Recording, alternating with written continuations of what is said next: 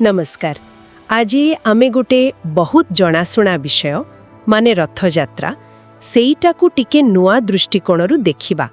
तबे आमे समस्ते मोटामोटी जानिछे रथयात्रा कौन माने भगवान जगन्नाथ बलभद्र आउ देवी सुभद्रांकर रथरे यात्रा पुरी रे तो बहुत बड़ आकार रे हुए, किंतु ए उत्सटा गोटे जिनिस उपरे बेसी जोर दउछि, सेई रथगुड़िकर निर्माण आउ ता पछरे थिबा सामूहिक चेष्टा।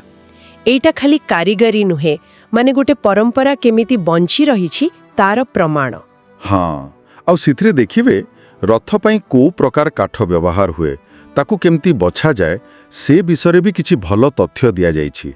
एटा खाली परंपरा नुहे, एमती देखिले परिवेश सहित संपर्क समाजर मिलित ज्ञान सबु एथिरे अछि।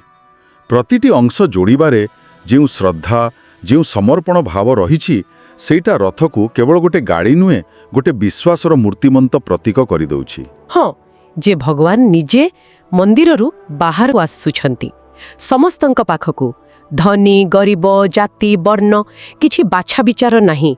उत्स कहूछे एइटा ही रथयात्रार सबुठु बड़ वार्ता, जे दिव्यता समस्तंक पई सहजरे उपलब्ध। एवं ए जो सहज उपलब्धता कथा कहिले तार गोटे प्रैक्टिकल दिग भी अच्छी।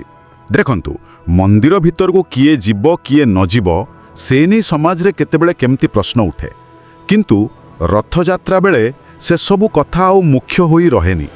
समस्ते से गोटिए रथर दौड़ी को धरी थांती, समस्ते गोटिए विश्वास रे बांधी होई थांती।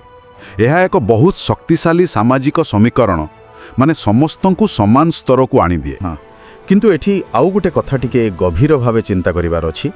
जेतेबेले आमे कहूछे भगवान मंदिर भितरु बाहरी रास्ता उपरकू लोकंक भीतर को आसुछंती, एहार प्रकृत मर्म कौन होई पारे?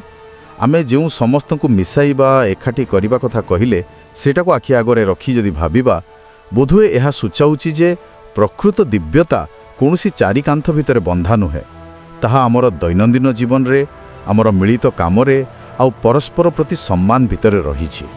कौन ना आम साधारण जीवन भितर ही सही दिव्य अनुभूति को खोजिबा को यह एक आह्वान। एटा श्रोत मानक पई निश्चय गोटे भाबिबा बळी कथा। हाँ, बहुत बढ़िया कथाटिए कहिले। एही चिंता सहित ही आजिर ए आलोचना को एठी शेष करूछे। नमस्कार।